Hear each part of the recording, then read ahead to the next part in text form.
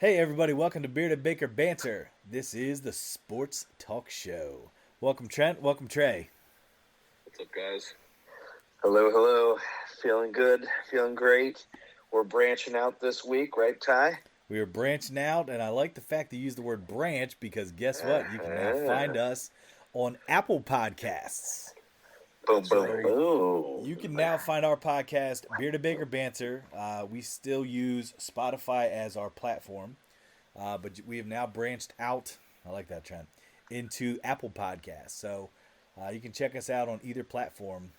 Give us a listen, give us a follow. So appreciate that. But that was our big news this week for our podcast here. So Yeah, much appreciated. We love feedback. We love hearing from our handfuls of listeners, and I'm saying that wholeheartedly this time. Handfuls of listeners. We're gaining some traction, and we do love the feedback. But I will say, guys, Big John Baker's getting some requests, so we might need to give the fans what they want. I know I've seen the tweets. Yeah, it would have been a good week last week of Father's Day, but That's true. hey, he's a little nervous, I think. And, the guy can talk. Yeah. But whew. The fourth bearded Baker will be joining us eventually. That's true, absolutely. Absolutely. That, and also, I mean, give appreciation to. There's a couple of fans that have reached out to us too. Richard, reaches out to me a lot, gives us some feedback on stuff. Appreciate that. So, like we said, appreciate all the feedback. You can tweet us, you can shoot us an email, contact us, beardedbakerbrothers.com. Check that out. We always check our feedback and stuff. So appreciate you guys. All right, so let's get into our first segment here, which I believe has become a little bit of a favorite here, but it's the booming segment. Boom, boom, boom. There it is. I want to hear that. I missed that. Need that air horn. Need it. And no ads. We're good. There was no trains this time. That's it's good. Yeah, we're good. Little toot toots. Little toot toots, yeah. So I'm going to kind of start us off here with our booming segment of things. And my booming segment here is going to kind of be, almost want to call it like a this or that, where, you choose. We talked about it a little bit briefly the other day, actually around a campfire. Brought up some coaches, some players and things. So we're actually going to focus more around football. This will kind of lead us into, who's your choice. I believe we would love feedback from listeners on this too. So we're going to start this off. I got a couple coaching matchups. All right. Our first coaching matchup. Tyler, can I just preface this boomer here with, might not be a bad idea to summarize this with some polls coming up. I think we could do that. We love the polls. Yes. So our first matchup here, all right, is a coaching matchup in the NFL. It's Bill Belichick versus Andy Reid. Who are you taking to be your coach? Wow, talk about a boomer to start. I'll start here. I'm gonna personally say that might be not the popular opinion here, but I'm gonna go with Andy Reid. Okay. The reason being is because I feel like Andy Reid's kind of like, I don't want to say progressed with the game, but he's adapted. He's come up with unique offensive that succeed in their own. You know what I mean? Yeah. He's done it with multiple teams, the Chiefs and, frankly, the Eagles, I would say. Mm-hmm. Just didn't have a Super Bowl with the Eagles, but, he succeeded with the Eagles fairly well. Mm-hmm. And I like what he does with, the running game and creating, misdirections or just he uses 4 running backs and can succeed with all of them. Yeah. Granted, Bill Belichick can do the same thing, too. I will give him that. But Bill Belichick, without his savior, Tom Brady, hasn't proven anything quite yet. And I say that yet because who knows, he could with Mac Jones down the road here, whoever becomes the Patriots quarterback. Right. But Andy Reid has already done it. He's proven it with multiple teams. I think he has a great offensive schemed mind. Yeah. I just that's my person. I would take Andy Reid over Bill Belichick. And real quick, Trey, to your point, I'll let you speak next about this. But I think to your point about his run game too is when you think about, running backs in the NFL, they're, again, they're far and few between. And you mentioned that he does it with like 4 running backs. You Yeah. can probably make the argument that his only like long-term consistent running back was probably, say, Brian Westbrook with the Eagles. Yeah, exactly. That was probably the That's, most that's a good long point. term. Other than that, I mean, you're right. I mean, had multiple guys in there and able to use young guys too. So And it's not that they're not performing either. It's not like Right. he just ignores them and doesn't use them. right, He uses all of them very well. Yeah. Like no name guys, if you think Yep. about it. absolutely. Yeah, it's just pretty impressive. Trent, who's your coach? Oh man, it's like this is tough. It's tough because you want to avoid recency bias, Yeah. right? Because recently, Andy Reid is.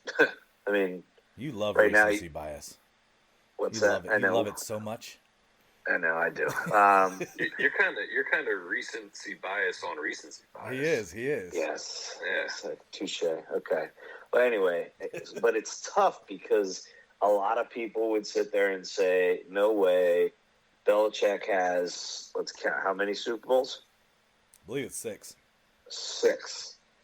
And then you got Reed, who was kind of known for always choking in the big game. Yeah. I don't know if you would, Well, if not you would even the agree big with game that, because but- he only made, I believe it was 1 Super Bowl prior to the Chiefs. yeah, but the big game for him for a long time was the NFC Right. Championship. And that's what with I'm the saying. Eagles. Like he couldn't make it past there. Yeah, and Unless then you had he T.O. on your team. did. He did make it. He did make it to the Super Bowl. And correct me if I'm wrong. Who'd the Eagles lose to in the Super Bowl with Donovan McNabb? That was when T.O. came back, right? Yeah, And after breaking his leg. yeah. I'm trying to recall who he lost to. I thought it was the Patriots, but I think I might be wrong. Right, hold on. They beat. Hold on. They beat the Patriots. Yeah, but that was not Andy Reid. No, I know. Super Bowl. Sorry, I'm drawing us in That's here. all right, go ahead. without even- I'll find it here in a Well, second. I'm gonna go. I am gonna go right now. I'm gonna go Andy Reid overall, and I think I'm not doing it because of recency bias. But It one was the thing that I would. Patriots. What's that? It was the Patriots. 24-21 Patriots. So he did lose to Bill Belichick in the Super Bowl head to head. Head to head. Yep. Interesting. So I mean that. Oh man, and now I didn't help myself here with saying this, but yeah, I am going. I'm going Andy Reid because he's gotten there with multiple guys at the most important position, which is quarterback.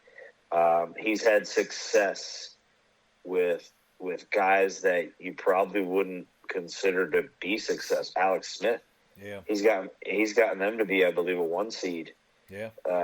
in the AFC before Mahomes took it all over. So, and you got Donovan McNabb, which I mean, he's not.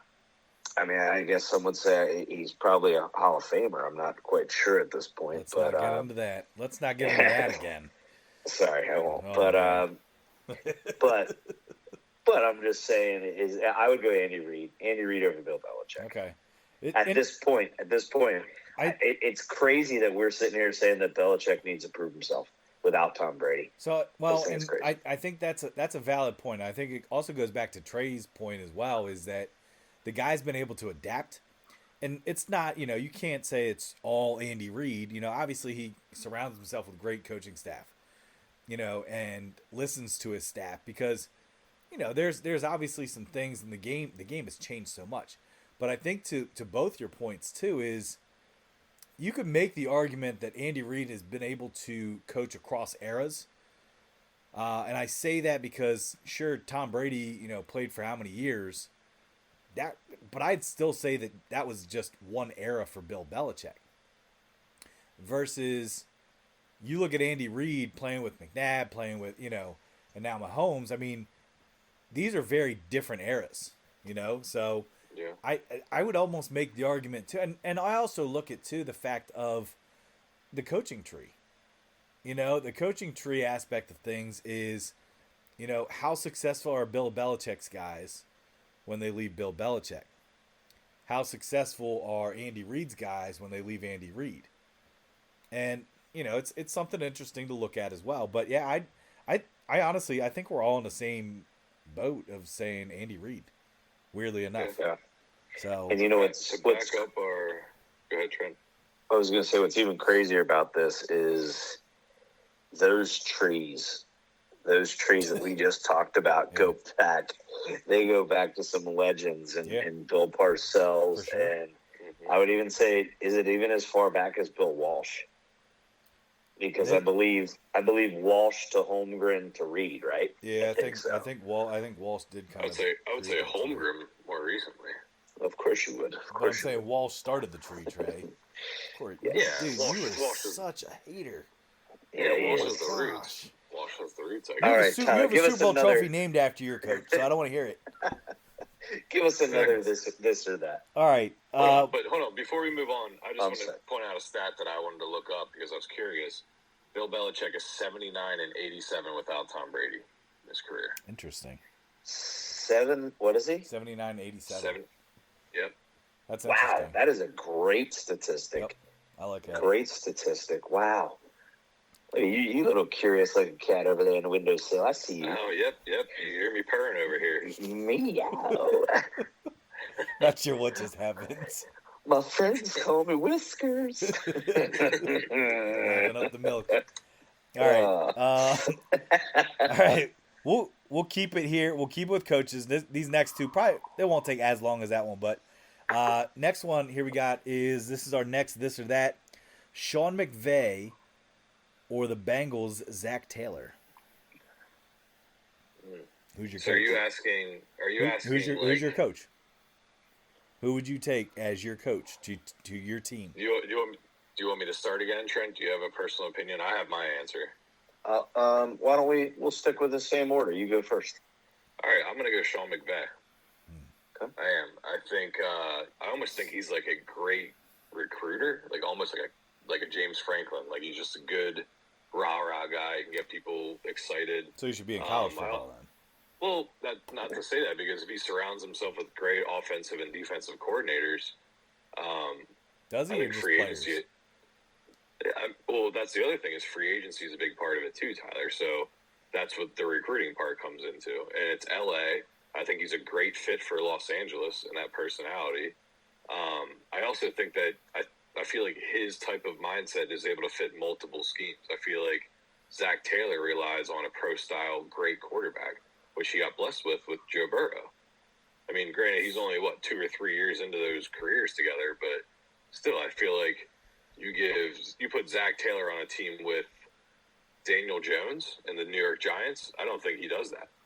I don't think he reaches AFC championships or NFC championships in that regard. But I think Sean McVay has more of a innovative mind when it comes to football. Okay. I think he can take his weapons and utilize them to the best of their abilities, whereas Zach Taylor needs great players, pro-style players. Wait. Hold on. Now, let me interrupt that because you just said Zach Taylor needs great players, but one of your big pros for McVay was how good he is at recruiting. I mean, he essentially, the year that he won the Super Bowl, he had an all-star team. They bought his team. No, I wouldn't say that. Cam Akers was their starting running back who, I think he only started like 5 games in his career and they were in the playoffs. What I'm saying is Sean McVay is a great recruiter, so he can get the great players there, but he also can use them to the best of their abilities. Zach Taylor has a 4-down running back in Joe Mixon. He has the 2 best receiving duos, I would say, in the league. Wide receiver 1, wide receiver 2 combo, and Jamar Chase and Higgins. He's got Joe Burrow, who's a stud. I think. Okay. The Rams took Jared Goff to Jared Goff took him to Super Bowl. Okay, and what happened? Okay. I don't know. Got him there. Cheng, I'll let you go next, but so if getting to the Super Bowl means something, then I'm gonna go Taylor. Taylor Well, yeah, got I his understand. Taylor got his team to the Super Bowl in a much more difficult AFC. Much more difficult AFC. You were buried in a division. You're buried in a division behind the Steelers, who have not gone sub 500 since Mike Tomlin's been there, which is a long time. You have the Baltimore Ravens, who have won, was it 2 Super Bowls in this, or one or two, In the one or two 2000s. I mean, recent. and those Yeah, are two of the longest tenured coaches in the NFL. Yep. So and then, and then you got, now the Browns are the Browns, but I just feel like the turnaround that Taylor had to do, with losing his franchise quarterback his first year to an ACL. And I honestly even say I was one that was I was very, very against them taking Jamar Chase over the offensive lineman out of Oregon at the time, saying, oh my gosh, this is like Detroit Lions all over again, where they just keep picking receiver after receiver when you obviously need to protect your franchise. But I'd say even with that offensive line being put together this past year and getting banged up throughout the year, he's able to game plan it to keep Joe at least safe for as long as he needs. Does that make sense? Like Joe can still get through his progressions. Granted, he's going to have to make plays with his legs. Take a hit. And take a hit. You're right. And it could come back to bite him. But, I'm looking at right now, I think the Chiefs-Bengals rivalry for these next 5 years are going to be, I think it's very real. And I think those are the two teams that are going to continuously come out of the AFC at this point. I think not the Bills. No, because I actually think consistently. I think you're right. I think you're going to see Bengals Chiefs more so than the Bills. But I think you're going to see a lot more of Zach Taylor for a longer tenure than you will of Sean McVay when he was with the Rams. Like, I think Sean McVay had 2 years. Tyler, I completely did. Sean McVay had 2 years though, and I go back to he bought the team. And it was the same way that the Buccaneers did the prior year. They bought their team. Sean McVay bought his. And that's why I say Zach Taylor over Sean McVay, because it's not Sean McVay. Sean McVay's the head coach, all right, and it's not necessarily him buying the players, but their GM, their owner, they bought the team to put in Sean McVay. Is he a good coach? yes, but I think tenure-wise, I think you're going to see more of Zach Taylor for a longer period of time, have more success than you will Sean McVay's going to be done after another year or two. Okay, I guarantee you that Sean McVay coaches more years in the NFL than Zach Taylor does. Regardless of what team they're on, I think Sean McVay has a coaching job. Head coach? Yeah.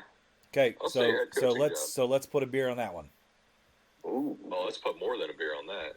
Ooh. We'll put a 6-pack on Sean McVay coaching more years than Zach Taylor as a head coach. Career. Okay. I'm on. We're game. Okay. All right, 6-pack. Deal. Boom. Yep. Okay. Man, I do a case. No, let's start with a 6-pack. But I'm just a heads up. Trey doesn't fulfill even on a 6-pack level. That's not true. Still waiting. Well, in Trey's defense, I realized I probably should have got him one tonight because I do owe him one after the last bet thing. But whatever. Yeah, well, I'll get you. I'll get you guys. Me too. All right, moving along here. Last coaching one. Who's your coach? Sean Payton or John Gruden? I know Trump might be a little salty, but yeah. I'm gonna say from experience, I would go Sean Payton. Okay. And I'll just give my quick reason as to why. If you have Gruden as your head coach, he is going to screw up the draft every single year that he's on your team. So he comes in like he did with Tampa, because he didn't take the Raiders didn't win a Super Bowl with him. We made it and got killed. No, I'm sorry. He was the guy that killed us. Sorry. But we made it far with him but never won the big one. So I'm going Sean Payton. I think Sean Payton had more. How do I want to put this? He had a longer success rate than John Gruden, I would say. I bring this one up because they were both kind of like the most sought after coaches, maybe a couple years apart. But when you think about it, remember it was like, when's Gruden come back? When's Gruden come back? When's Gruden come back? Came back, had the issues, right? With whatever it was. But then you get into, all right, when's Sean Payton coming back? When's Sean Payton coming back? Sean Payton obviously came back a little bit sooner than Gruden, over time because Gruden had made, with his job. Yeah, I don't know. I mean, Trey, what's your opinion? Sean Payton, John Gruden. I'm kind of with Trent. I feel like John. I hate to say it, but more at this point, John Gruden's career is known for his commentary, right? Yeah. Don't get me wrong. He's a Super Bowl winning coach. I understand that he's had success with more than one team, but I'm talking like recent type of football, consistent success. I would take Sean Payton. I just feel like he's got more of a level head on his shoulders. I hate to say that because I like John Gruden, but I don't know. I just feel like maybe John Gruden kind of got lost in the past, more of like a smash mouth, like pro style quarterback type of football. Yeah. Whereas Sean Payton, I feel like it's almost like a Bill Belichick, Andy Reid conversation. Yeah. Right, and that's why I brought it up. And that's why I feel like Sean Payton can adapt and can succeed with multiple types of players. Yeah. Whereas John Gruden had success in the past in a certain era, and I would take that's just. I'd almost make the argument too. I feel like John Gruden would be a hell of an offensive coordinator. You know what I mean? Where all he has to worry about is calling an offense, which would be very dynamic. Even that. But I feel like Sean Payton's able to manage a team better as a head coach. Do you know what I think he would succeed at the most? Quarterback coach? Is what Matt Nagy did this season. Right. Yeah. As the offensive quality coordinator, not necessarily calling plays, but seeing what types of plays are working. Yeah. And what types of plays are going to work against these teams. I feel like that's kind of what he did when he was commentator, when he had his little quarterback camp kind of thing.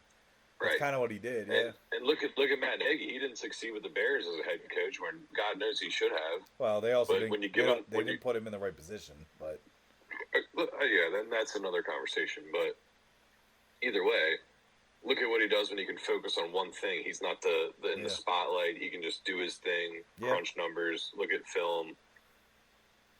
Yeah, I don't know. Interesting. All right, moving on from coaches. All right, we're going to move into, I got 2 quarterback matchups that we'll talk about here real quick if you guys are cool with that. Yeah, we'll go quick through. Justin Fields, Mac Jones. Who's your quarterback? Justin Fields. Mac Jones. Wow. I'm sorry. It's hard for me to ever take a run first quarterback over a successful pocket passing quarterback. I'm gonna be on the Mac Jones train as well, Trey, because kind of the same reason. I feel like Justin Fields is a little bit of a liability.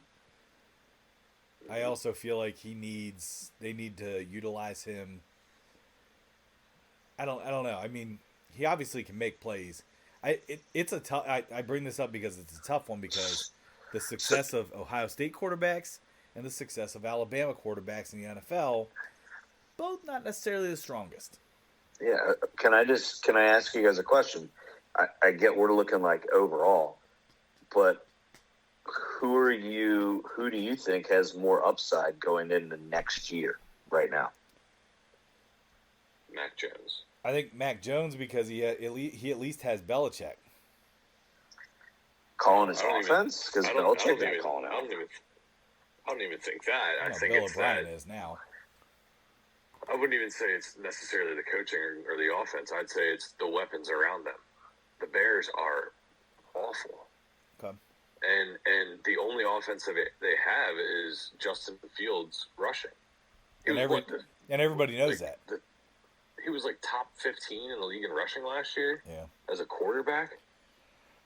That's not sustainable in the NFL. It is not.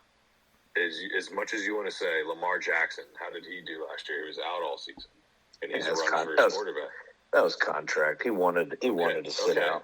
Well, either way, he sat out. Robert Griffin III ruined his career because he couldn't not run the ball. Yeah, that's true. Kirk Cousins played longer. These run-first quarterbacks. Run-first quarterbacks are more of a threat, but they aren't sustainable. They aren't sustainable.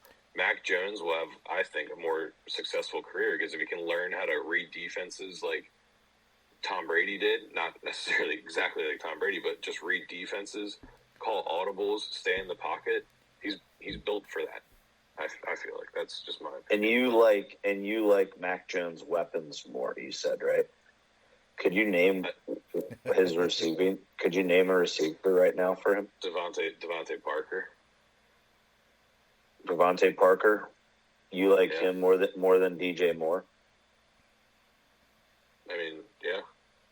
So in fantasy, you would take Devontae Parker over DJ Moore. Yeah, because Devontae Parker's all they got, and Mac Jones is throwing Wait a the second. ball, not Justin Fields. You just said Devontae. You just said Devontae Parker is all they got when you just said that the Patriots have more weapons. That's what I'm trying to like. I'm trying to find out who are the weapons. And I also said that Mac Jones is throwing the ball, not Justin Fields. I'm just. If I was asking who can run faster, yeah, I'd take Justin Fields. The rumor, though, Trent, I will say this: the rumor is that the Patriots could get weapons with D-Hop and Dalvin Cook. That is a rumor out there. D-Hop's going to the Jets along. The Jets are Bills, and Dalvin Cook is going to the Jets. Like I told you last week. That's all. I'm just telling you. We were on that first with Dalvin Cook going to the Jets, were we not? Well, that kind of leads me into the next one here. I didn't really. I mean, Trent, I'm just saying. Go ahead. I want to. Trent, have you ever seen Justin Fields throw a good football pass? Yeah, against Penn State a lot. Okay. He knew where I was He going. just took a dig at the Nittany Lions, dude. Yeah. Man, wow. You hear that, listeners? You hear that? That's darn right. State fans, I'm sure, listening. I'm sorry, but hey, win a big one, James. Wow. Wow. I'm sorry. You know how I feel about him, but anyway, I'm just saying if you're looking. I want to finish this real quick. If you're looking, I understand where you guys are coming off of saying, well, if you look at running quarterbacks versus a pocket passer, there's a more likely chance that Mac Jones doesn't get hurt, and therefore he could have a better, longer career. I get that. But I'm talking right now in the moment, who has bigger upside? I am more excited about seeing Justin Fields play football next year than Mac Jones. Okay. At that individual position-wise. I'm not saying team-wise. Granted, the Patriots are going to win games because they do have a Bill Belichick. But Bill Belichick is going to be sitting there calling the defense. Bill O'Brien can now take over that offense. But if we're talking about the quarterback as an individual, I'm going Justin Fields on upside next year. I think Justin Fields will get drafted higher than Mac Jones in most fantasy football drafts. Okay, well then Trent, you're mixing and a it's lot because of points here. No, it's statistically. Okay, then answer this question: career-wise, who do you take? Because next year, I might take Justin Fields too because this is what running quarterbacks do. They have a great 2 or 3 year span where teams can't answer them. And then all of a sudden, coaches know how to coach to them. Make them throw the ball. Yeah. Put a spy on him. And then he gets figured out after 2 really good seasons. Look at Lamar Jackson. Look at Robert Griffin. Robert Griffin won Rookie of the Year, I think, over Andrew Luck, right? Yeah. Because of how many rushing and passing yards he had. And then the next year... You could also throw Kaepernick into that, too. Yeah. So what I'm asking is, I'm not talking just immediately. I'm talking career. Who would you take, Mac Jones or Justin Fields? Give me Justin Fields. I'm going to stick with him. Wow. I'm going to stay true. Well, I think Mac Jones, this is his last year in New England. If not, if he makes it the whole season. All right, last one here, and this kind of switches this or that, but Trey and I were talking a little bit earlier too. There was a new article that came out today that showed a little bit of the ESPYs nominees, and this was ESPYs. I know, the best NFL player. Okay, best NFL player. There were 4 nominees. You had Nick Bosa. You had Justin Jefferson. You had Patrick Mahomes. And you had Jalen Hurts. The best player in the NFL. I mean, are we going with who do we think is going to win the award, or? Not necessarily who's going to win the award, but I mean, this is in apples and oranges. You know, you're comparing. You got a defensive guy there. You got a stud wide receiver. You got 2 quarterbacks that can do different things. One's obviously one's been doing well. Who's your best player? I mean, who? Okay, so I guess who would you give the award to? Okay, so already it's cut down to a 50-50 choice Between quarterbacks. 100%. You're right. Which goes back to the NFL or the MVP goes argument back too. Every award. Look at the Heisman. I mean, I know running back can sometimes get a Heisman, but a lot of times, I mean, now granted, we actually saw one in our lifetime recently with the Alabama wide receiver, right? But I think awards in football are meant to go to quarterbacks. Not that I agree with it. Oh, showing a little bit of age too. I do remember when Woodson won it, defensive back. So. Well, I said wide receiver. The no, only I know other what wide I'm saying. receiver Like showing I know age, of is the legend Tim Brown. But yeah, I don't think I was alive for that. I'm not sure. I think I was 80s.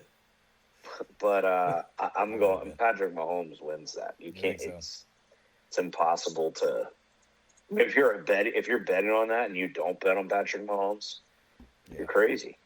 It's tough because, I mean, my bias aside, I would love to say Nick Bosa, not because I'm just a Niner fan, but because he's a defensive player and I love defense. But I guess I question.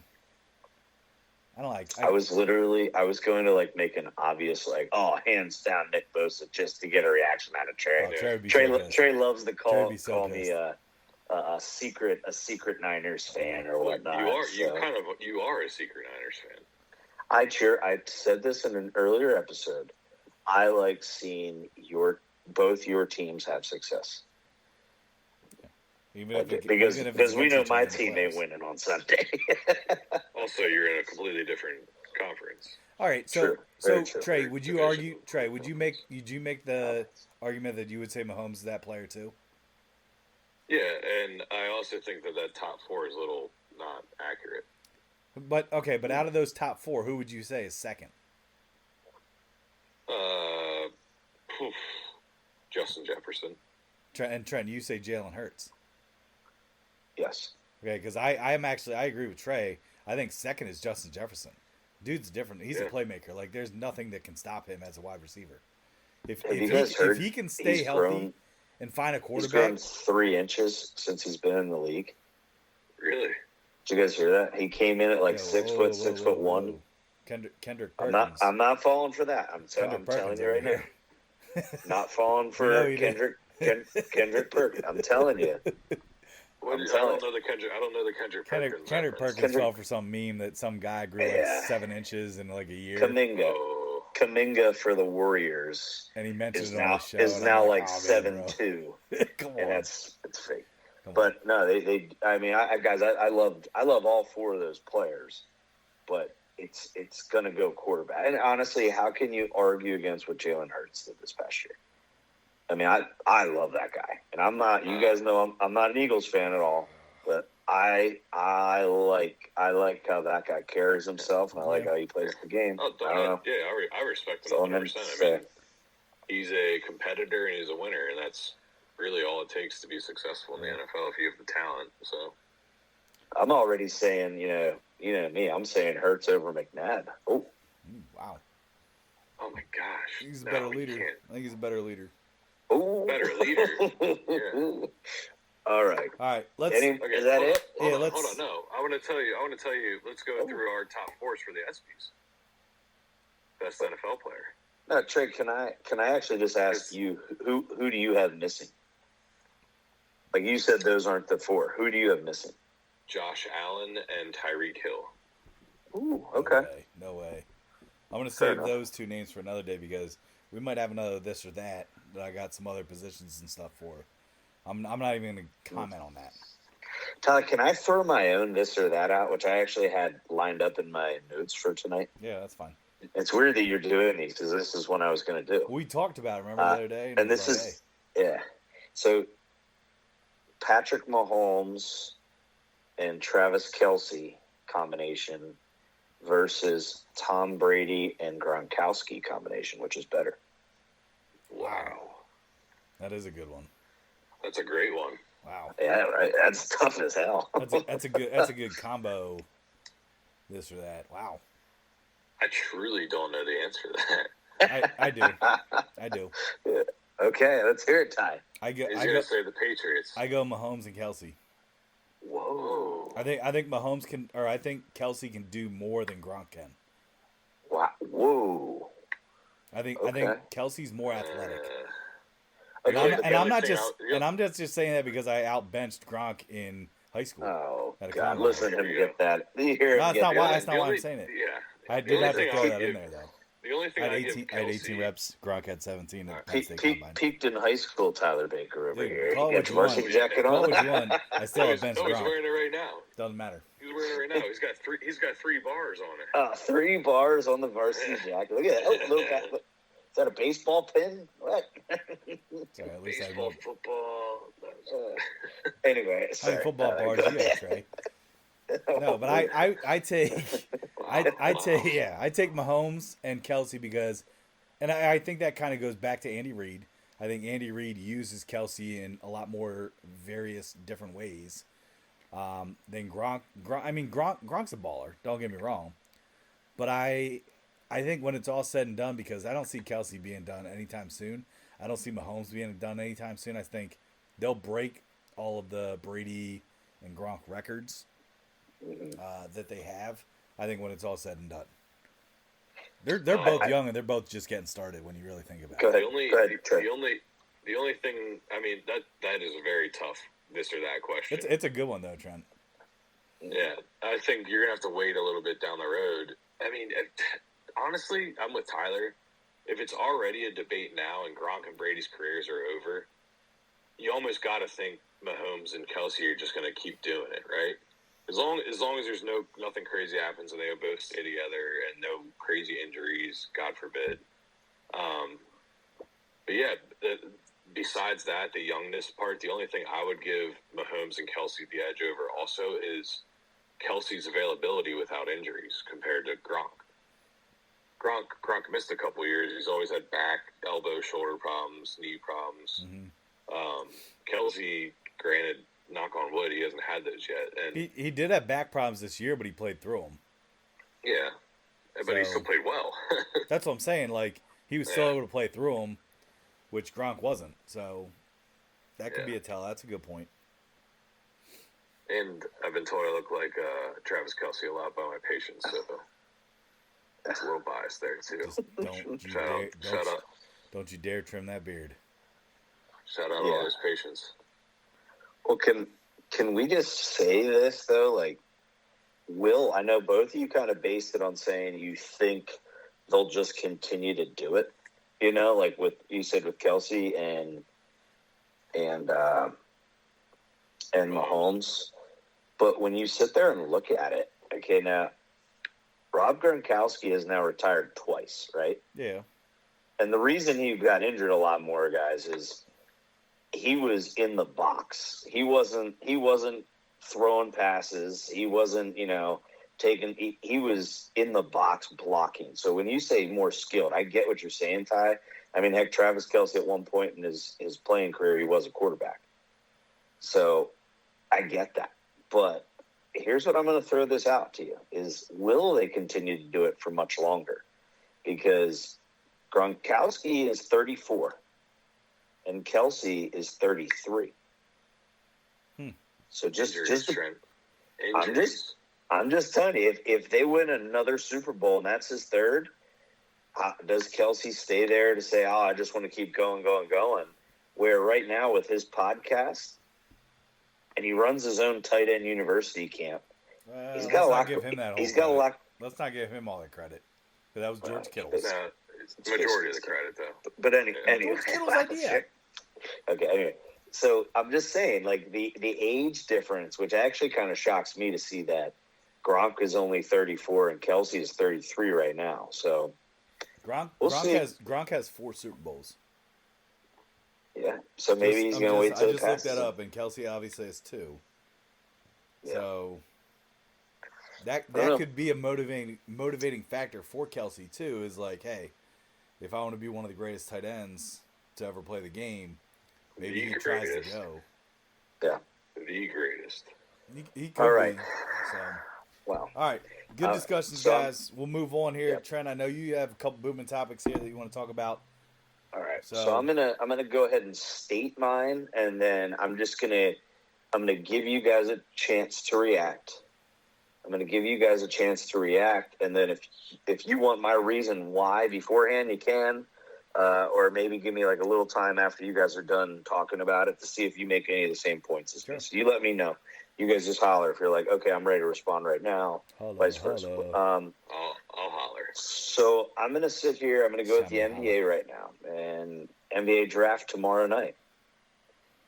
I know, guys, hold your excitement. Holy cow. Okay, hold your excitement. I know you guys don't care.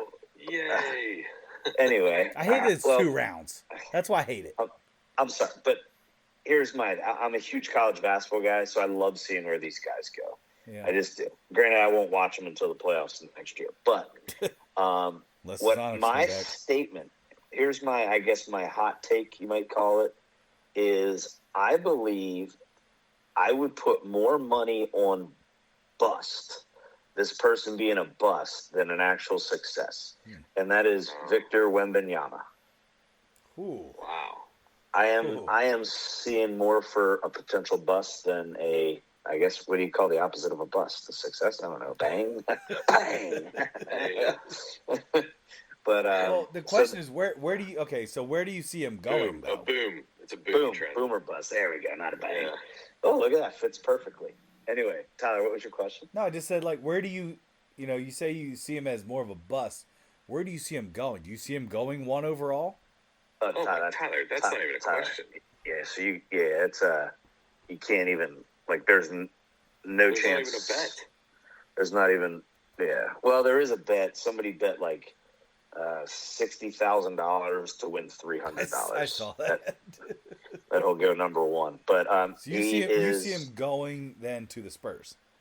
Yes, he's 100%. He's 100% going number 1 overall, no matter who has that first pick. But the Spurs are not going to pass that up. One, he's French, so with Tony Spurs and Tony Parker. French. Tony Parker. He's 19. His name's Tony.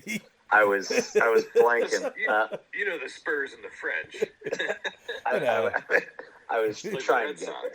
Thanks for helping me. Anyway, it's the wee Spurs. So Tyler, to give you some more insight, he's 19 years old. He's 7'3". He played in a European professional league this past year for the Metropolitans, 92. They are stating that he is the biggest prospect since LeBron James, as quoted by. No, since LeBron James. I mean, you can't say you can't yet, but I don't know. I see the. You guys, do you want me to go ahead and give you my quick why? Yeah, I mean, I'd like to be good. I have some reserves on him, but go ahead. I just see a lot of people they like to compare upcoming athletes and their styles to modern day. Yeah. And what you're seeing a lot of is like high end is, he's kind of like Kevin Durant on offense, which, I mean, how can you say that when he hasn't, I know he played professionally, but I'm sorry. It's not It's not the Big 12. It's not the NBA. They compare him to like Kevin Garnett on defense. And then the fact that he's actually taller than Anthony Davis is another big upside, being 7'3". I'm just I look at it. Is that what he is? 7'3"? Yeah, I just see a lot of body types similar to him, and I don't see them have success. I mean, now granted, we're still waiting on Chet Holmgren. Chet Holmgren's That's who I would compare him to. I was going to chime in real quick there, Trenny. Sorry, Trenny. Trenny. Nobody ever calls me that, but I'm going to start it. I'm going to start it now. That's weird. But so I mean, you look at Chet Holmgren, injured, broken foot right away. He's already said he's not playing in the summer league, probably for that reason. Wow. And then you also got. I mean, I know this guy's not nearly as hyped, but maybe this is also because he didn't get as much media attention. Is Bol for the Magic now? I mean, he was with the Nuggets, but he's another freakishly tall guy and Trent, had skill, could shoot, but. Go ahead. I'll give you a better example of a more hyped up guy that didn't quite pan out. That's Kristaps Porzingis. I'm agreeing with that 100%. Yeah. I mean, now I will say Porzingis at least is having a career, like he's making a career out of. But he is. He had one good year. When you say a career, you're saying he's on an NBA team. Breaking news: Kristaps Porzingis is no longer going to the Celtics, guys. Yes, I know. But where's he going? That trade got broken up. Why? Right before we went live tonight, it fell through. Due to Brogdon's health. Brogdon's health. Wow. Yeah, they're worried about his injuries. But okay, so I say right now, if you gave me $100 on a boom or bust, I'm gonna put it on bust. I'm just saying. That's tough to say. I kind of agree with you, Trent. Like based off of the people that are physically built like him and their success in the NBA, Chet Holmgren, Kristaps Porzingis being the two main that I was going to compare him to. I think these guys like Kristaps and like Victor, they play in the European League where I think it sounds stereotypical, but it's not as physical as the NBA. When it gets down to it and teams want to win, if you're going to come into the lane against NBA players, they're going to rough you around. And if you're at a physical advantage in terms of your height and your length, they're not going to give you the call. Agreed. And so, I mean, I think he's going to get roughed around. I think it's going to be a rude awakening for him. And I think it kind of all determines on how he, responds to it. Anthony Davis wasn't the biggest guy coming into the league. He was very skinny, lanky. But he came into his own, and now he's built. He handles the physicality. Granted, he's also Anthony Davis handles the physicality. When Dude he's can't injured, be breathed when he's on. not injured, he can't be breathed on. I was gonna say, granted, when he's not injured and when he does play, He can't handle. he does. He has the build to be physical. He does. And he's not. And he's terrible. All right, Tyler, do you have much input on this? Yeah, I don't know. I mean, I think that when you said Chet Holmgren, that was the guy I was comparing him to the most in terms of body type. The fact that they're actually comparing him to anything like LeBron is kind of a joke, in my opinion.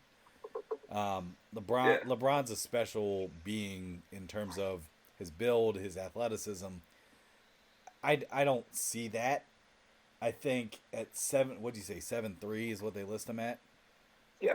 I mean, 7'3", skinny as shit. Like, I don't know. I mean, I look at guys. I would say the person that you're going to need to compare him to the most in terms of that height and athleticism is going to be somebody like the Joker. No way. The reason I say that is because Joker's 6'11", can shoot, can pass, can rebound, and is also physical. This guy's 7'3", and I don't see his body type being anything like Joker because. So I don't think. And I say that in terms of comparisons because I don't think he's going to be able to handle it. I'm gonna maybe I'm getting a little too NBA or basketball technical here, but I actually think this guy, the way he does have success, is if he can get to his spot on the court and pull up like Kevin Durant, because at that height and that wingspan, because I actually compare him more to Tyler rather than Jokic. I would compare it more to, he needs to be more like, I should say, Kevin Durant. I was gonna say Kevin. I think didn't you say Kevin Garnett though? Defensively. Kevin Garnett's 7'1", and Kevin Garnett, I think he has a build like Kevin Garnett. If he can play like Garnett, sure. Yeah. Like, Oh, it's all gonna matter of it's gonna come down to durability. I only brought up Joker just because of the height, and in terms of like the skill asset of things. If you can't do what he does at that Durant height, is 7. Durant is 7 foot 6'11". I think he's 6'11". So I wanna say something. Go ahead. I think Trent's right. He should play like Kevin Durant, but he should play defense like Dikembe Mutombo. Not today. Yeah, we all just waved our finger. That's good. But you know what he's gonna have to do though is they're gonna have to pair him up with a close to 7 foot physical big man on his team. If that's the only way he's gonna succeed, where he doesn't get exposed defensively, and he doesn't have to get guarded by the biggest, most physical guy on the court. Because if they want, you know what I'm talking about? Does that make sense? Mm-hmm. Yeah, and they did draft a pretty, I would say, physical big man last year out of Baylor, Jeremy Sochan. Okay, yeah, big guy, big tough. So they do have a little bit of a tougher forward. Big tough guy, huh? Big tough guy. Hey, I just want to hear Trey. guy. I just want to hear Trey say roughed around again rather than roughed up. He's gonna get roughed around, guys. Here, hold on. So real quick, he's French, right? So he's European, Oui.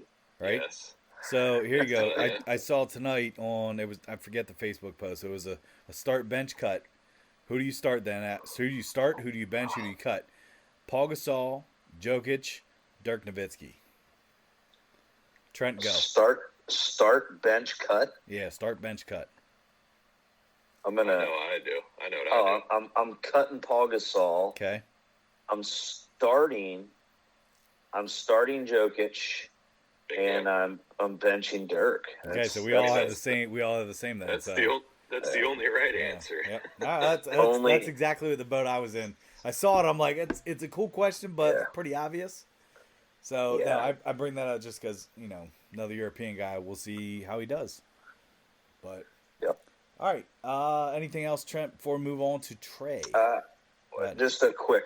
We don't need to explain, but I will. I guess I'm just going to go ahead and start with this statement. You could say agree or where maybe you think he ends up, but Draymond Green will be a Laker next year. Agreed. All right. Agreed. He'll be a Warrior. Ooh, okay. No, I agree with Trent. All right. We shall see, boys. All right, Trey, let's get to your booming topic. Yeah, mine. We don't have to get too in depth. It's more of just like a general question, and like I just want to get your guys' insight on it. But I've been paying attention. I've been following the Men's College World Series, college baseball. It's extremely entertaining. I don't know if you guys have been paying attention or not. I actually think it's becoming a sport that I can watch on a regular basis. Exactly. And they're that's doing a where good it job. gets me. Yeah, and that's what brings me to my booming question is why doesn't men's college baseball get more coverage during their regular season? Yeah. They got metal bats. They have entertaining characters of players. I mean, the personalities on some of these teams are amazing. Like just watching them the pitchers, the batters, like there's some hitters that are just absolute studs. Like I just don't. I get it's a long season, kind of like college baseball or MLB or professional baseball. Yeah. And I don't know the viewership. Maybe that's why the main reason. But I just watching this World Series and these games they're so entertaining. They're so fun to watch, and it just makes me beg the question as to why it's not like college basketball or college football. Or I think it probably goes to the series aspect of things, where it's not a one and done kind of thing. Like I appreciate even watching recently. I was cheering for Tennessee and Oral Roberts, and obviously both are out. But it was when you get into the brackets, and I don't know what it was previously, but like the last final bracket here was double elimination. So it was kind of round robin, like, hey, if you lose twice, you're out kind of thing, which I kind of liked. At least it wasn't like a a 3-game series, a 5-game series kind of thing. But I think if you would get into more of the single, I don't know. I think America loves one and done elimination, boom, move on kind of thing. For certain. I disagree with that. I disagree with that. Collegiately. I'd say collegiately, because I can make the argument with the NHL playoffs, one of the most entertaining things you can watch, but I think college wise, the one and done thing I think is a little bit more attractive than a series kind of thing. That's what I would say collegiately. I don't know. I don't know if it's that they aren't quite making enough money off of the players in baseball yet. Might not be. They're not as marketable. You know what I mean? But yeah. I feel like you're going to see a lot more, especially with the NIL coming into play recently. Yeah. I feel like a lot of these players are taking advantage of their TV time in the World Series. Oh, for sure. They're making an image for themselves. They're trying to get maybe viral or something like that. When you saw a picture that looked like he was cracked up on how many energy drinks, and they said, "Oh, this guy needs to be sponsored by some type of pre-workout." And I watched it, and I was like, "Holy crap! Like, what the?" it just draws your attention, and I don't know. Maybe it'll change in years to come, and college baseball will be covered more and televised or whatever. But I'm just trying to figure it out because I'm watching this and I'm so entertained, and I wish I would have been paying attention more throughout the year. Can I maybe? I don't have much input on it, but I totally agree. I enjoy watching it, especially at this time of the year. You can watch them during the day, But I think where the disconnect is I think it's because you might get this personality there that you guys are saying, but then where do they go for the longest time? Like, baseball is such a journeyman sport where there's so many different levels to get to the big show. I mean, how many times does a rookie that's drafted 1 overall go right away to the big leagues? Does it happen? Yeah. So I think that might be the tough thing is like, okay, so you fall in love with this, crazy jacked up closer, but then it's like, we might see him like 5-6 years later after he's been, playing in minor league ball. And I'm not knocking on it. I'm just saying, like, if we're trying to find like the disconnect, I think that might be where it is. But also, I think it's the timing of the season. Like you said, Trey, a lot of those college teams have to start by playing games down south. And you got to think March Madness goes all the way up to April. Yeah. So you're not going to get much attention on that sport. So I think, yeah, Trent, I mean, to your point, I think, yeah, you're right. There's so many levels to baseball. I don't know. I mean, but you could also make the argument too is that a lot of guys in college basketball nowadays, yeah, you're going to get your studs. You're going to get your studs from teams, and they're going to go. But like at the same time, again, going back to the fact that the NBA draft has 2 rounds, which is a joke, is you're not going to see a lot of those guys play professionally either. So, I think the attractiveness too is, to Trey's point, get your NIL money while you can. And Trey, I think the guy that you're referencing, I think the energy drink guy, was that the Wake Forest pitcher? Yeah. Who was freaking nuts, was like throwing his glove around. Yeah. Dude, it was awesome. I loved it. I disagree with what you said about the first rounders not playing. I mean, heck, you got Paulo Banchero, the first overall pick, playing in the Final Four, and then you got him winning Rookie of the Year. Like, the NBA is not comparing. That's only 64 players. I understand, guys. I understand that, but what Tyler's point is, what I was going to elaborate on is, he made a great point about the NIL with college baseball.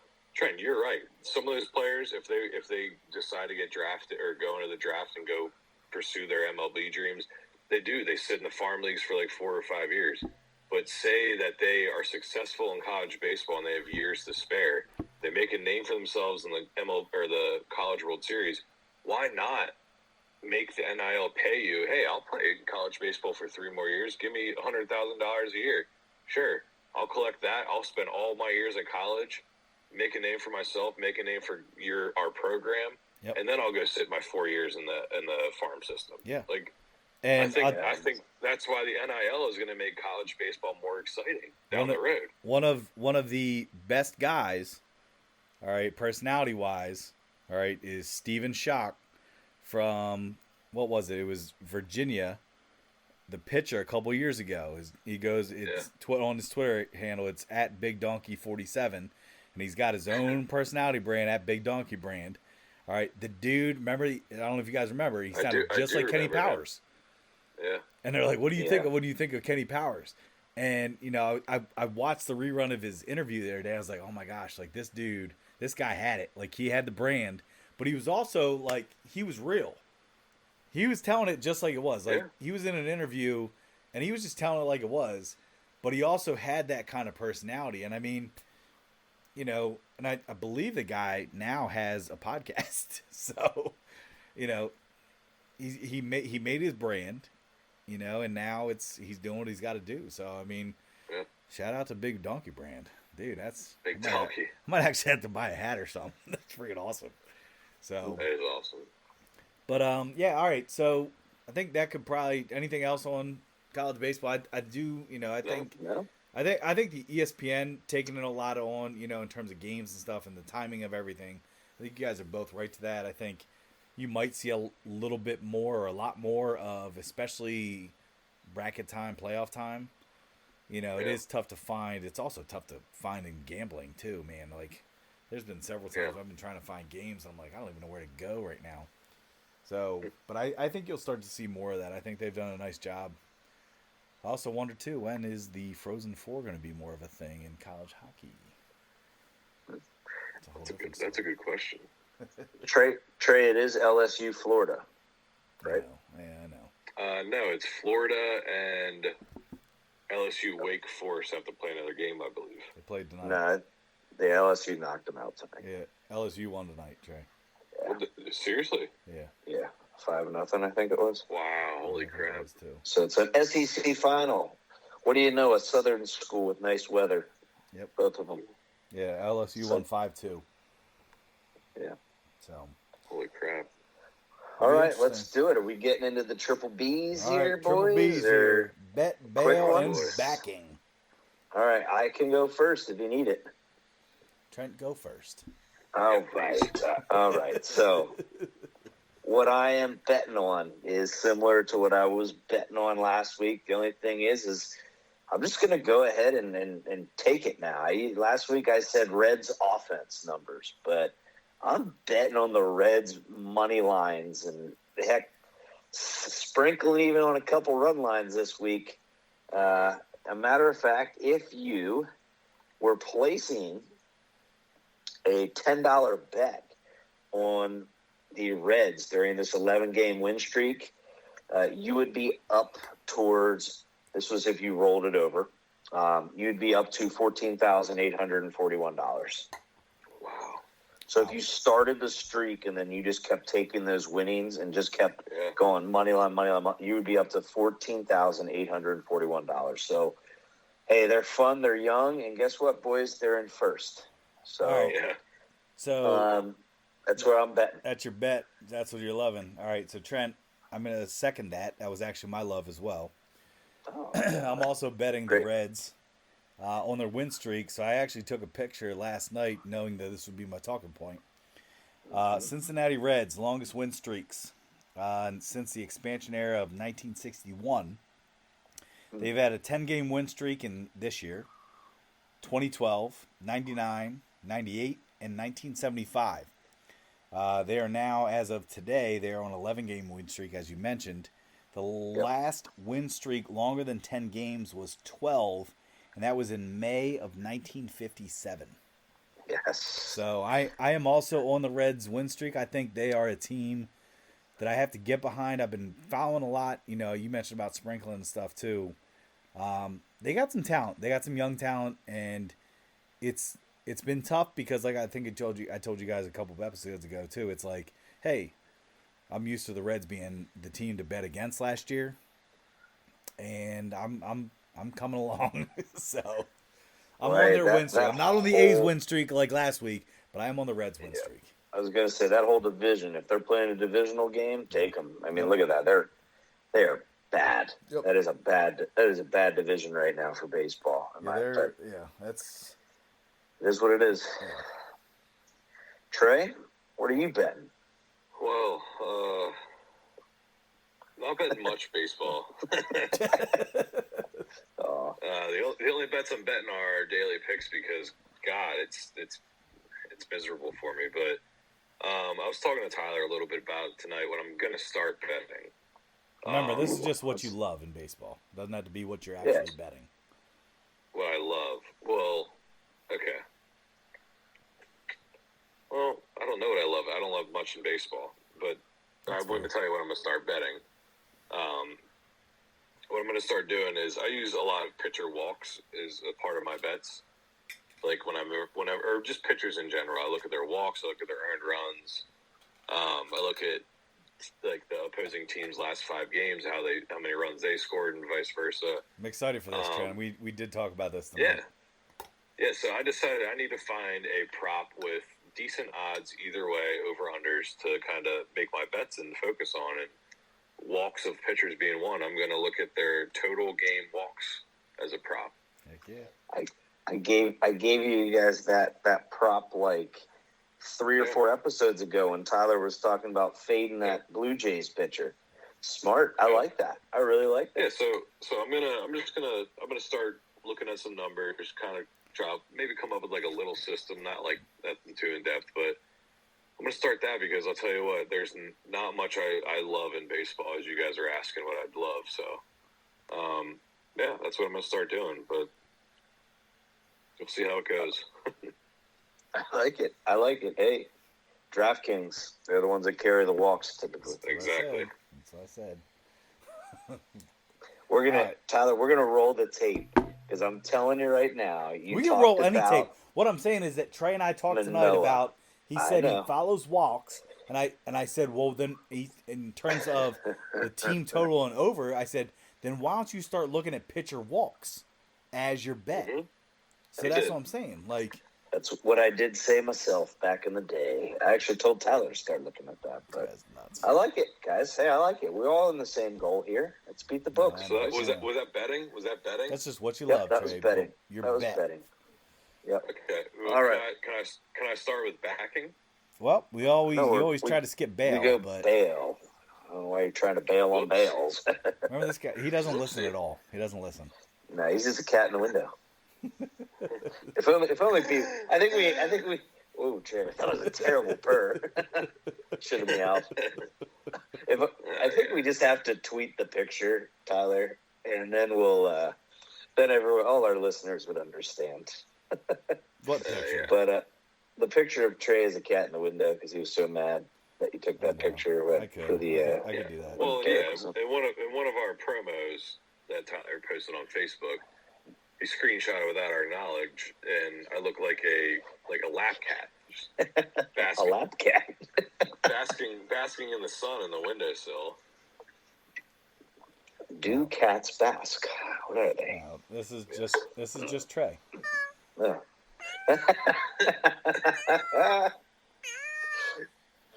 Oh man, this is weird. I'm uncomfortable. Sound effects, baby. All right. So let's go bailing. Yeah, we're in bail, Trey. Bail. All right, I'll tell you who I'm bailing. It's the darn Padres. They are. Darn it. They are bet wreckers for me. Whether or not I'm picking a final. A first 5 under over, a first 5 run line, anything that I bet, even if I sit there and bet against them when they're heavy underdog. I mean, they ruin everything. It's like they were my favorite to win the NL this year and represent the NL in the World Series. I gave up completely on them, but I don't know. I mean, that offense is starting to wake up, or at least it wakes up whenever I'm betting against them. So real quick, that's what I bail. I know listeners can't listen and see, but Trent and I did not share notes. My bail is also the Padres. literally said, this is what I typed out. Padres as a team to bet on or against are being exiled. All right, kind of like we did with the Phillies earlier. I'm not doing it. I've been wary of doing that with the Mets a little bit too. Another team that I'm also against, but Padres, yeah, I agree with you, dude. I can't figure them out. A couple weeks ago, if you remember, my whole thing I was backing was the Padres under, and that's gone to shit. So done. We're done. I'm done with the Padres. I don't like them. I think they have such a star team, and it's so frustrating to me because there's so many times where I'm like, should be easy to be like, oh, Padres, hands down. But the fact that they are so streaky, and when I watched their lineup last night and listening to who was coming up to bat, I'm like, you have like 5 All-Stars in a row, and your team is that crappy. Like, wow. So I'm on the same boat. Like I said, I promise Trent and I did not share notes, but yeah, I'm against the Padres as well. I think we'll have some different backing. I promise. No, I mean, guys, let's just put it this way: we're talking about the Padres being like World Series favorites and an All-Star team because they're fourth. They are fourth in the NL West. Yeah, okay? I know. So we got Diamondbacks in first, Giants in second, Dodgers in third, Padres. Which I also still do, Trent. I like your call from last week with the Diamondbacks as a money line team, especially with certain pitchers.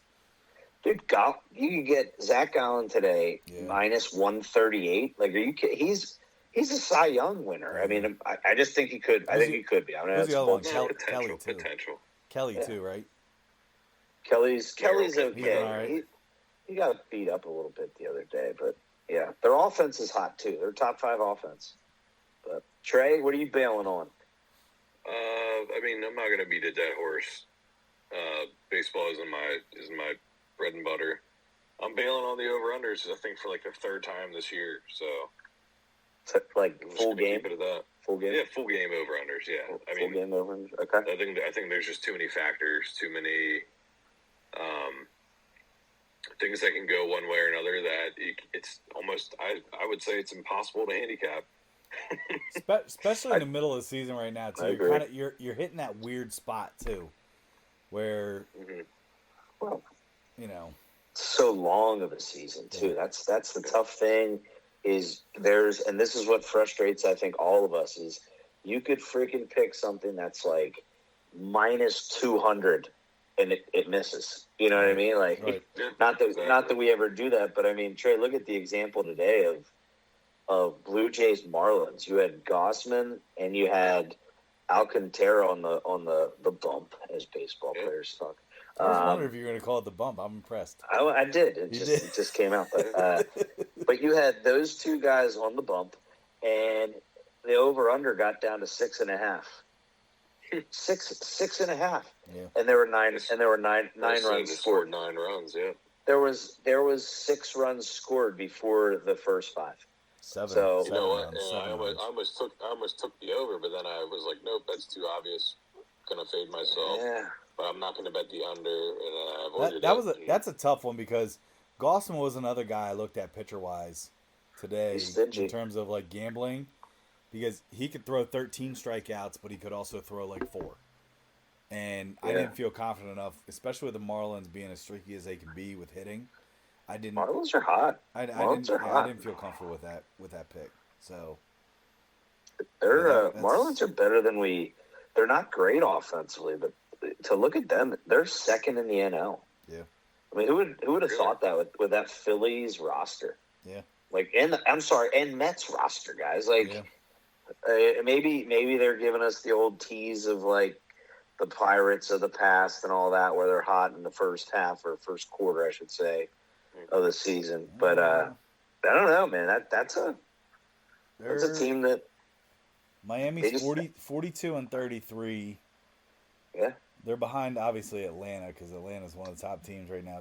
Atlanta's 47-26, and then the Phils are a far third at 38 and 35. So, yeah, that's real quick. I did want to mention this too, Trent. When you mentioned the Reds, like, what in the hell happened to that division?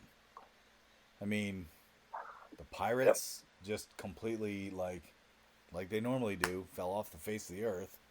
It's like they're down to fourth in that division. It's like, what the heck is going? And Milwaukee being in second place with the record that they have, with the pitching that they have, is a huge surprise. They're 38-36, and like I don't know. I'm just, you got the Cubs in there. It's and the Cardinals. Like, Cardinals suck.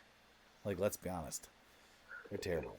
Yeah, they're done. They're buried. Yeah. They're buried. But all right, I'm ready to share my my backing. All right, let's get it. All right, so I'm gonna go ahead. I know a little biased here with this, but I typically do not give the Orioles management any credit because I hate how we're always sellers.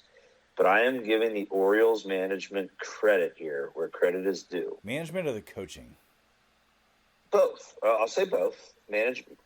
I'm saying, like, who signs the players. That's what I was meaning by management. But I also give the coaching credit because maybe it is a coaching thing that turned this around. But we had a little hiccup with Mullins going to the injured list. I haven't seen Mountcastle in a while, but when Mullins went to the IL, you actually got the Orioles signing Aaron Hicks, who was with the Yankees. And since Aaron Hicks joined the Baltimore Orioles, he's recorded 27 hits. 27 hits in that same time span. Stanton for the Yankees, Donaldson for the Yankees, Rizzo and LeMahieu have only recorded 19 total combined. So Hicks has out-hit those studs for the Yankees himself. I mean, Yankees cut him. Yankees released him. And Orioles said, here we go. Come on, let's go. 27 hits since signing him. So credit to the O's. I think if they can pick up another starting pitcher, I love the nickname for these guys in the end of the bullpen, the Twin Peaks. How about that? That's awesome. Isn't that great? Yeah. Great Cano and your boy Batista. Dude, Batista. I love watching him. I watched him throw last night, man. 100, 101, 100. Like, it was nuts. It was a 4-out save. Out save. I think he got 2 strikeouts, didn't he? Yeah. Yeah. Sometimes I think he fools umpires on the edges and even ups and downs in the plate because it's so fast the umpires don't know. They can't even catch up. They're like, what the hell was that again? Oh, yeah, that's right. Yeah, no, I agree. Yeah. All right, Trey, you want to give us what you're backing?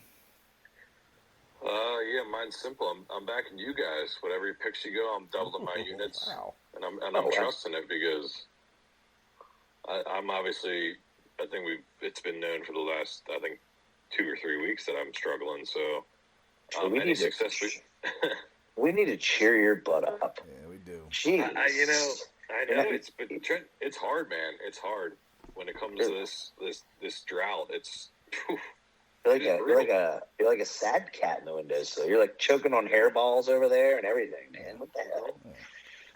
No, we're gonna change your litter. Hey, I'm riding with my boys. Doubling units on you guys. You guys have been carrying us through the month of June. I'm just trying to get through June, end it on a positive note, and carry that into July. Trying to get you. Poor Trey. Come on, cheer up. No, but in all seriousness, though, you guys have been carrying us, and so I do like doubling down. We'll get there together. We're getting through it. I'm very interested to see where your walk props come. I am too. Because I'll be honest with you, I'm still sticking with my K props. I'm hitting overs, I'm hitting unders. I'm trying to, you find those little, niches. Niches. Yeah. I don't know. I mean, from a science perspective, I say both, but I'm more of a niche guy. I feel weird saying niche. Yeah, I don't think I would have said niche. Unless I'm talking about like eggs. Oh, it's quiche. I think that's the right way to say it, though. Yeah, Niche. for I know sure. niche. All right, here's my backing. I am backing Spencer Strider. I'm actually really enjoying capping him right now because I feel like books right now are really taking him tops. I think the next game or two, you're probably going to see his K's probably at about 7.5. That's my guess because he was 9.5. Then this last week he was 8.5. He got 9. So I think they're going to start to cap him probably about 7.5, 8.5. But I don't know. Barstool, I will give Barstool props on this. Because Barstool actually gives you 3 options, which is cool. And it's just a matter of finding odds that are like that sweet spot, which is this past week. I think most books had Strider at 8.5, and Barstool had him at 9.5, but it was still reasonable odds. So that's where I ended up taking Strider. But yeah, I'm backing Strider's strikeouts, both over and under, and also probably the best facial hair in the league. Dude's got sick mustache, dude. You think so? Like, for real, dude. I was saying the other night, I said, I appreciate right now, obviously we are all beards, right? And it would take a lot for me to ever get rid of this. But at the same time, I really appreciate the fact that, like, these big-ass mustaches are coming back in. I think it's freaking awesome. So, I'm total in support. We might actually have to have a poll on that, too. Best facial hair in baseball. And you could probably put the one guy from the Phillies in there, too, with the beard. You know what I'm talking about? Yeah, lip saddles are making a comeback. Lip saddles. Whoa, wow. boy, There went the explicit. Oh, my gosh. We were so close to wrapping it up. And then, Lip saddles. Dude, that's great. Okay, whoa. All I've right, not heard that one ever, and I actually really appreciate that. That might be the greatest thing I've heard in a while. I kind of just made it up. Did you really? Wow, that's impressive. Yeah, I really did. Lip saddles. Wow. Tyler, next merch order right there. Hashtag it. Hashtag lip saddles. Whew. I got 2 other things I'm back in here. Is lip saddle. That's awesome. That's okay. Great. All right, I'm sorry. That was great. I have not heard that. All right. So I am backing Jordan Walker's hit streak. All right. Jordan Walker. Wow. He has. So you already gave your backing. I'm giving 3. Oh, you're giving 3 backings. I got 3 things to back. I said, yeah. Remember in the past, I mean, you can have as many as you want. Okay. I'm also backing Jordan Walker's hit streak. He's got 45 at bats. Last 13 games, he has 18 hits, 4 home runs, 8 RBIs. His average right now is a 400, so he's on a 13-game hit streak. So I'm backing Jordan Walker. And last thing, go ahead. Go ahead. I was saying, he got demoted for a little bit during this year too, even. Yeah, he's coming around here, so we got to keep an eye on. But the other thing is, oh man, I'm gonna butcher this last name, but Mike Yastrzemski. Yastrzemski. All right, that was close. Like the famous. Oh man. What? Like the famous Cardinal player. Yastrzemski. Okay. Like it's Yastrzemski. Okay, well. Hey Tyler, you said that wrong in all totalitarian. Yastrzemski. Yastrzemski. Okay. So anyway, from the Giants. All right, and this is a neat little fact here to share with everybody here. Multi-home run game to include a walk-off home run twice against the same opponent all time. Yastrzemski is the 4th player of all time to do that recently against the Padres. So Yastrzemski plays for the Giants, and he just did this against the Padres. He did it in 2020 and 2023. The other 3 players to do this, Hank Greenberg versus the Senators in 1933 and 37, Joe DiMaggio in 1938 and 1949, and Joey Votto versus the Nationals in 2011 and 2012. So that was multi-home run games that also included a walk-off home run. against the same opponent. So Yeah. I thought that was a cool fact that happened last night in the Giants game. So I thought that was pretty neat to kind of highlight. But he's a guy to kind of keep an eye on too with, some home What run game stuff. was that in, Ty? I would also Giants game. Giants game? Yeah. Hey, real quick, we're talking backings. Giants, 10-game win streak as well, guys. Keep an eye So on just throw that out there. Yeah. I would also like to say I was wrong. I said Carl Yastrzemski played for the Cardinals. He played his whole career with the Red Sox. Ooh, well, man. Yeah. We need to bring Jay Baker on. We need to bring him on. He'd get us on that stuff right there. He would have corrected us right away. Actually, He'll tell you. He'd be a good guy. You think he would know how to say Yastrzemski? Absolutely. Yes. Absolutely. Yes.